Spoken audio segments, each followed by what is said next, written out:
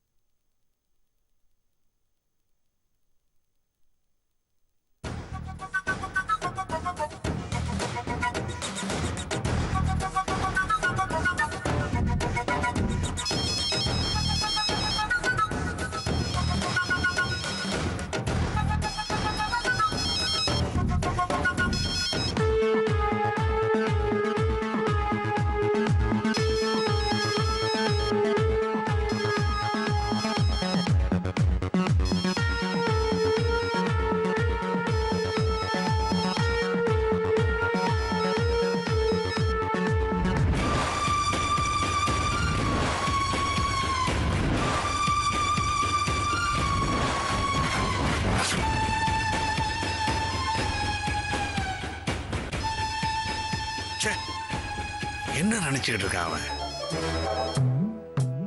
அவன் பேர் கூட ஏதோ சொன்னானே, பேங்க்ல வேலை செய்யறான்னு. முரளி முரளி முரளி. என்ன நினைச்சுக்கிட்டு இருக்கான் அவன்? ராத்திரி 10 மணிக்கு வீட்டுல தைரியமா டிராப் பண்ணிட்டு போறான், அதுவும் அப்பா எதிரிலேயே. அதுவே தப்புன்னா இப்ப ராத்திரி மணி 12 ஆக போகுது. இப்பவும் போன் பண்ணி அப்ப நம்ம சந்தேகப்பட்ட மாதிரி அவங்க 2 பேருக்குள்ள காதல் கத்திரிக்காய் அந்த அளவுக்கு இருக்காது. ஆனா இப்படியே விட்டா அந்த அளவுக்கு போயிடும். விடக்கூடாது விடக்கூடாது. எல்லாம் நம்ம பொண்ணு சொல்லணும். என்னது போன் பேசுற சத்தமே காணோம்? யாருக்கும் கேட்க கூடாது மெதுவா பேசுறாங்களோ? பாப்போம், போய் பாப்போம்.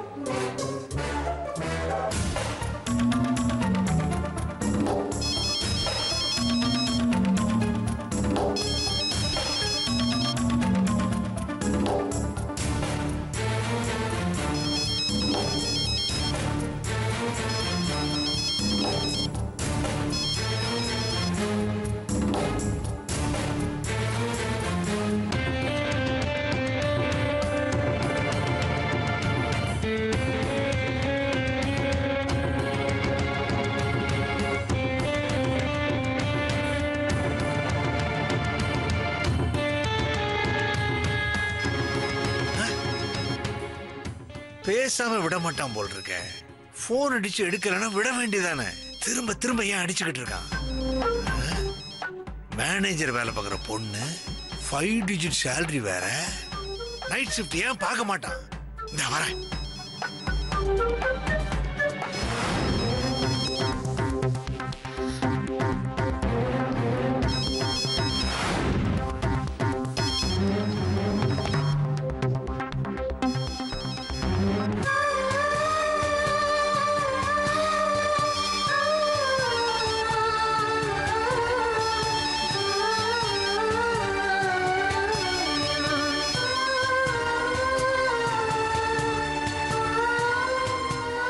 எதுக்கு விஜய் இவ்ளோ வாட்டி மிஸ் கால் கொடுத்திருக்கா?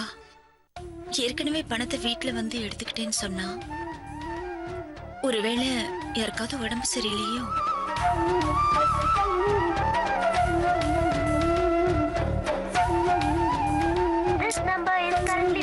பிஸியாவே இருக்கு.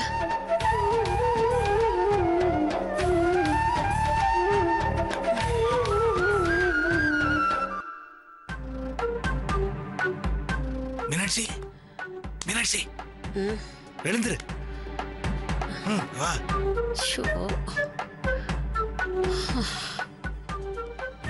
நான் சொல்லும் போது நம்பல நீ. இப்ப வந்து பாரு, நம்ம பொண்ணு அந்த ஓடுகளி ராஜ் இருக்கா பாரு, அவளை மாதிரி ஏதோ பிளான் பண்றா. அவதான் படிக்கல, வேலைக்கு போகல, கல்யாணம் பண்ணிக்கிட்டா. ஏதோ நல்லதா போச்சுன்னு விட்டோம். ஆனா சுஜாதா அப்படி இல்லடி. அவ சம்பாத்தியத்தை நம்பிதான் நம்ம குடும்பமே நடக்குது. ஜாக்கிரதை. அப்பாக்கு இதெல்லாம் பிடிக்காதுன்னு கண்டிச்சு வை. எதுக்கு தயங்குற? வந்து பாரு. அப்பதான் நாளைக்கு அவளை கண்டிக்கும் போது சரியா இருக்கும். வா ஷோ மச மசன வா ச்சே, வா வா சீக்கிரம் வா. என்னங்க ஐயோ.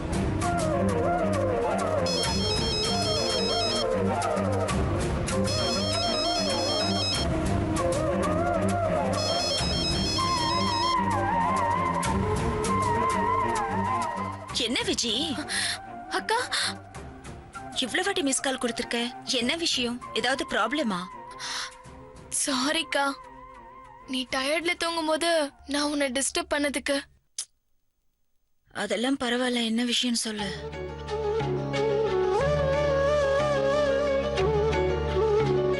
பேசு. வா வா பாரு பாருடி. என்னங்க? நீ முதல்ல பாரு. அக்கா, அது வந்து பிசினஸ்க்காக கடனா 1 லட்ச ரூபா பணம் கொடுத்தல. ஆமா, என்னாச்சு? அதை எப்படி சொல்றதுன்னு தெரியல.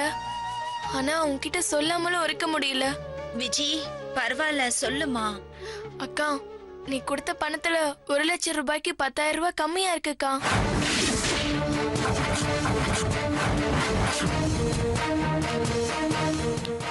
என்னது?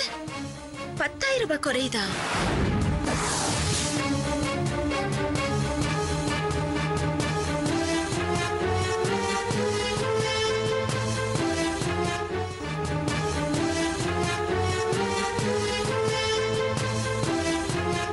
பணத்தை நல்லா எண்ணி பாத்தியா? பல தடவை நானும் அவரும் எண்ணி பார்த்துட்டோம்க்கா. 90,000 தான்க்கா இருக்கு. 10,000 ரூபாய் குறைவா இருக்குக்கா.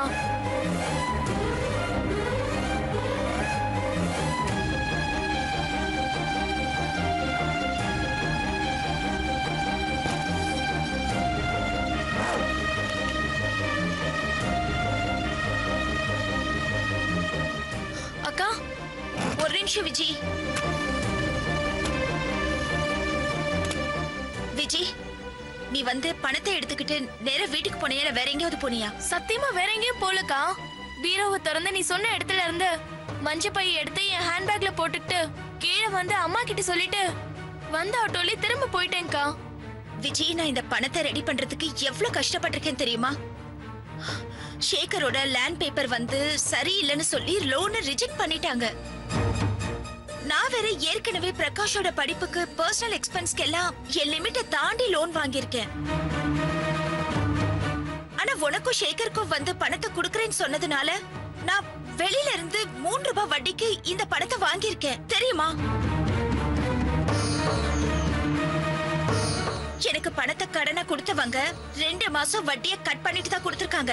ஆனா உங்களுக்கு 1 லட்சம் தரேன்னு சொன்னதுனால நான் என் சேலரியில அட்வான்ஸ் வாங்கிட்டு அதுல போட்டு அந்த பணத்தை உங்களுக்கு கொடுத்திருக்கேன்.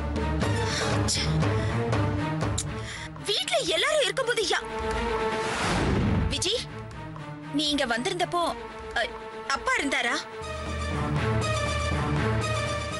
இல்லக்கா, நான் பணத்தை எடுத்துட்டு கிளம்பினதுக்கு அப்புறமா தான் வெளியில இருந்து அப்பா வந்தாரு. என்ன விஷயம்னு கேட்டாரு. நீ பணம் கொடுத்த விஷயத்த நான் சொன்னதும் கோவப்பட்டு எனக்கு மட்டும் உங்க அக்கா பணம் கொடுக்க மாட்டான்னு என்னையும் சேகரையும் அசிங்கமா திட்டிட்டு உள்ள போயிட்டாருக்கா.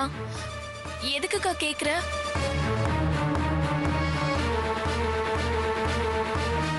அக்கா லைன்ல இருக்கியா? விஜி, எனக்கு கொஞ்சம் யோசிக்க விடு. என்னோட நிம்மதியை கெடுத்துட்டீங்க.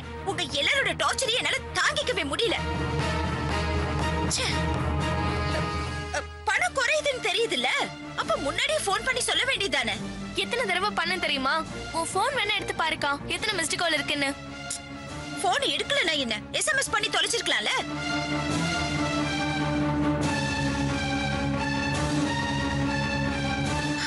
விஜி, நான் இப்ப ரொம்ப ரொம்ப கோவமா இருக்கேன். நீ நாளைக்கு சேகர பேங்க்கு அனுப்பு, நான் பணத்தை கொடுத்து விடுறேன். அக்கா தப்பா நினைச்சுக்காதக்கா. உன்னை நான் ஒண்ணுமே நினைக்கல. நீ முதல்ல நான் சொன்னது செய். போனை வை.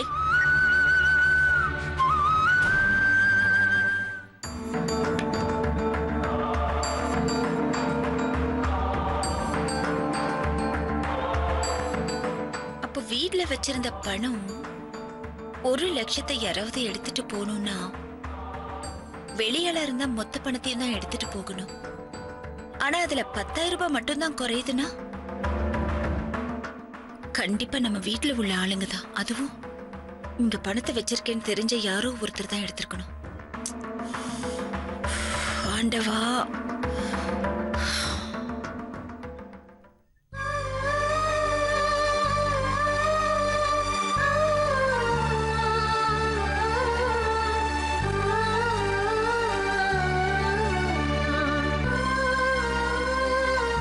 விஜய்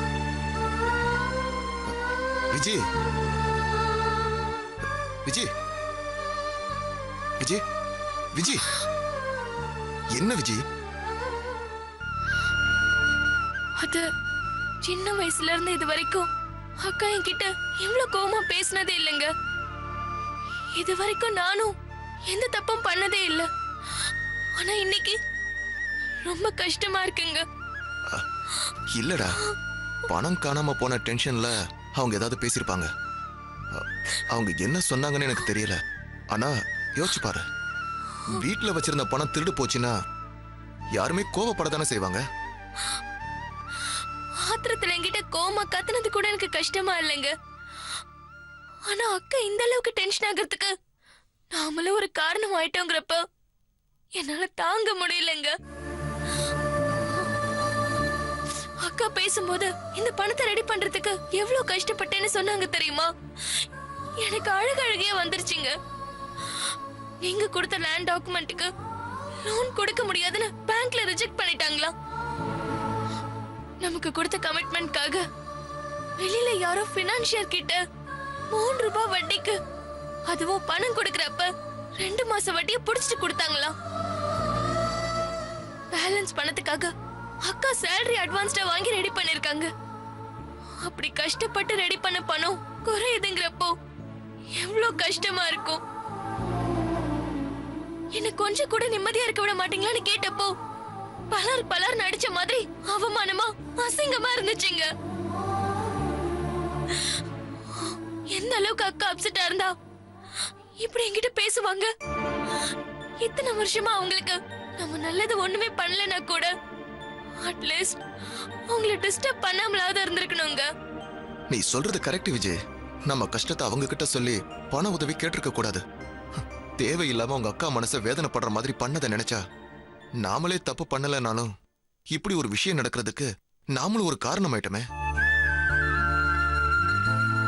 தப்பு பண்ணிட்டோம் விஜய். பேசாம இந்த 10,000 குறைஞ்சத அக்கா கிட்ட சொல்லிருக்க கூடாதுன்னு நினைக்கிறேன். இல்லங்க, அது அக்காவுக்கு பண்ற பெரிய நம்பிக்கை துரோகம் ஆயிடும். அக்கா மனசு வருத்தப்படக்கூடாதுன்னு நம்ம மறைச்சு பண்ற ஒரு சின்ன தப்பு நாளைக்கு ஒரு பெரிய தப்பாகிறதுக்கு கூட வாய்ப்பை ஏற்படுத்திடுங்க. அக்கா என்னதான் என் மேல எரிஞ்சு விழுந்தாலும் சொன்னதுதான் சரின்னு எனக்கு படுது. ஏன் விஜய், நீ வீட்டுக்கு போகும்போது அம்மாவை தவிர வேற யாரும் அங்க இல்ல. அப்பாவும் நீ பணத்தை எடுத்துட்டு கிளம்புறப்பதான் வந்தாருன்னு சொன்ன. அப்ப பணத்தை யார் எடுத்திருக்க முடியும்? நீ பணத்தை எடுத்துட்டு கிளம்புறப்பதான் வந்தாருன்னு சொன்ன. அப்ப பணத்தை யார் எடுத்திருக்க முடியும்? பணத்தை அங்க வச்ச விஷயம் நம்மளை தவிர வேற யாருக்கு தெரியும்? அக்கா வீட்டுல வேற வேலைக்காரி யாராவது இருக்காங்களா? நம்மளையும் சுஜாதா அக்காவையும் தவிர அம்மாவுக்கு மட்டும்தான் பணத்தை பத்தின விஷயம் தெரியும். வீட்டுல வேலைக்காரியும் கிடையாது. அப்படி இருக்கும்போது எப்படிங்க அதுவும் 10,000 ரூபாய் மட்டும் காணாம போகும்? எனக்கு என்னமோ சுஜாதா அக்கா இதை ஈஸியா விட மாட்டாங்கன்னு தோணுது. நீ வேணா பாரு, நாளைக்கு காலையில யார் எடுத்தாங்கன்னு கண்டுபிடிச்சிட போறாங்க பாரு. கண்டுபிடிக்கணுங்க. அக்கா கஷ்டப்பட்டு ரெடி பண்ண பணம் நிச்சயம் கிடைக்கணும். அதே மாதிரி நாமளும் இந்த நிமிஷம் ஒரு விஷயத்த செய்யணுங்க. என்ன நடந்தாலும் சரி அதை செஞ்சே தரணும்னு ப்ராமிஸ் பண்ணுங்க.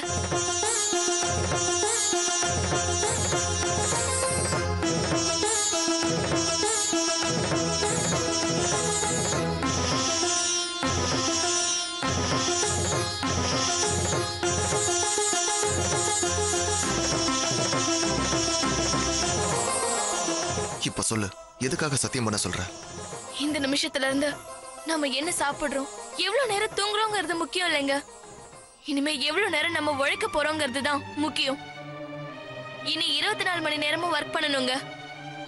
சீக்கிரமே பணத்தை சம்பாரிச்சு அக்கா கிட்ட வாங்கின பணத்தை வட்டியோட திருப்பி கொடுக்கணுங்க.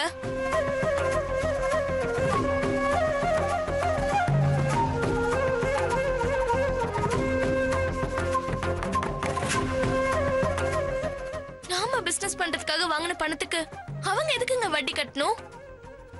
அதே மாதிரி இனி எந்த சூழ்நிலையிலயும் இந்த பிசினஸே போனாலும் சரி, இனிமே அக்கா கிட்ட பணம் கேட்கறது இல்லைன்னு முடிவு பண்ணிட்டேன்.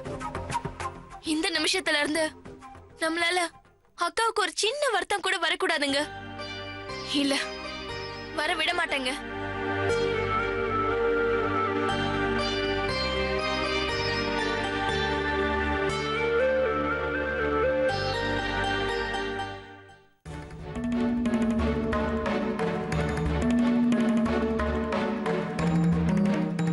வீட்ல பணம் இருக்குங்கிற விஷயம் விஜய அம்மாவையும் தவிர வேற யாருக்கும் தெரியாது. ஒருவேளை மூணாவது ஆள் வந்து பணத்தை எடுத்திருந்தா கபோர்ட்ல இருக்கிற மத்த பொருள் எல்லாம் கலைஞ்சிருக்குமே.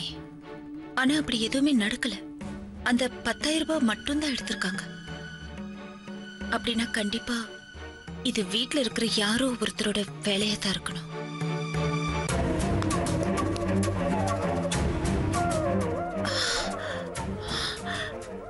ஒருவேளை அம்மா பேச்சு வாக்குல இந்த பணத்தை பத்தி அப்பா கிட்ட உளறி இருப்பாங்களோ? அப்பாவும் சைலண்டா யாருக்கும் தெரியாம மேல வந்த மாதிரி வந்து ஷேகர் விஷயத்துல பண்ண மாதிரி அந்த 10,000 ரூபாய் பணத்தை மட்டும் எடுத்துக்கிட்டு வீட்டுல இருந்து கிளம்பி இருப்பாரோ? யாராவது கேட்டா எனக்கு இத பத்தி தெரியவே தெரியாதுன்னு சீன் கிரியேட் பண்ணலாம்னு நினைச்சிருப்பாரு. தாத்தா சொன்ன மாதிரி அப்பாவை நம்பவே கூடாது. எவ்வளவு பட்டாலும் திருந்தாத ஜென்மங்க. தான் பொண்ணு ரூம்ல இருந்து யாராவது திருடுவாங்களா? இல்ல, இந்த விஷயத்தை இப்படியே விடக்கூடாது. உடனே போய் கேட்டுதான் ஆக்கணும்.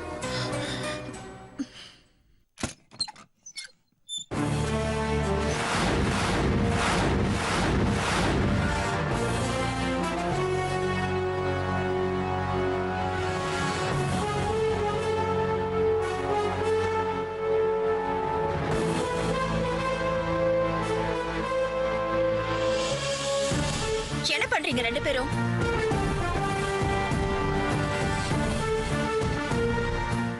நான் சொல்றது கேக்கலையா? இந்த நேரத்துல தூங்காம இங்க என்ன பண்ணிட்டு இருக்கீங்க? நீங்க பண்ண திருட்டுத்தனத்தை எல்லாம் கண்டுபிடிச்சிட்டேன்னு வேவு பாக்குறீங்களா? சுஜாதா, என்ன வார்த்தைகளை தப்பு தப்பா பேசுற? பெரியவங்கிட்ட மரியாதை பேச மறந்து போச்சா? சம்பாதிச்சு போற திமிரில் என்ன வேணாலும் பேச நினைச்சிட்டு இருக்கியா நீ?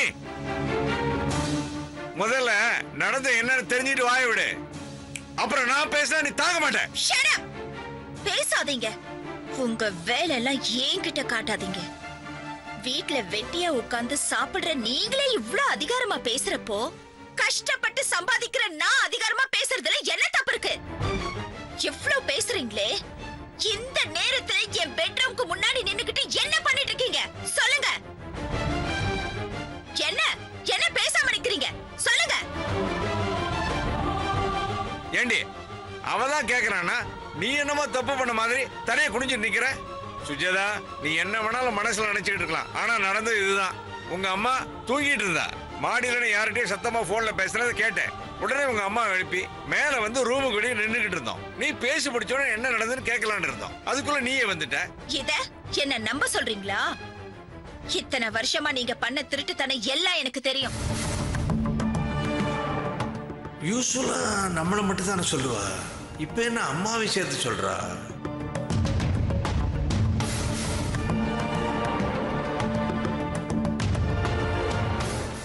உங்களோட என்ன பேச்சு? நான் உள்ள பீரோல வச்சிருந்த 1 லட்சத்துல 10,000 ரூபாய் கம்மியா இருக்கு. இத பாருங்க, இந்த பணத்தை நான் விஜய்க்காக தான் எடுத்துட்டு வந்தேன்னு அம்மா கிட்ட நான் சொல்லிட்டு தான் போயிருந்தேன். அதனால எனக்கு இந்த பணத்தை பத்தி எதுவுமே தெரியாதுன்னு தப்பிக்க பாக்காதீங்க. வீட்லயே திருட்டுத்தனம் நடக்குதுன்னு சொன்னா வெளியில தெரிஞ்சா வெக்கக்கேடு, ஏன் மானம் தான் போகும். அதனாலதான் இத்தனை வருஷம் நீங்க பண்ணதெல்லாம் பொறுத்துட்டு இருந்தேன். ஆனா இனிமே பொறுத்துட்டு போறதா இல்ல. ஒழுங்கு மரியாதையா நாளைக்கு சாயங்காலத்துக்குள்ள காணாம போன பணத்தை எடுத்த இடத்துல வைக்கல, பெத்த அப்பா அம்மானு கூட பார்க்க மாட்டேன். போலீஸ்ல கம்ப்ளைண்ட் கொடுத்துருவேன்.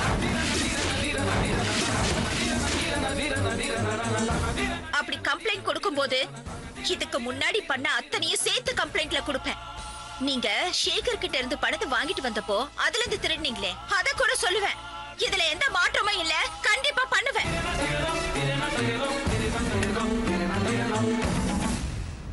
ச்சே, பெத்த அப்பாவே திருடிருப்பானேன்னு சந்தேகப்படுறாள.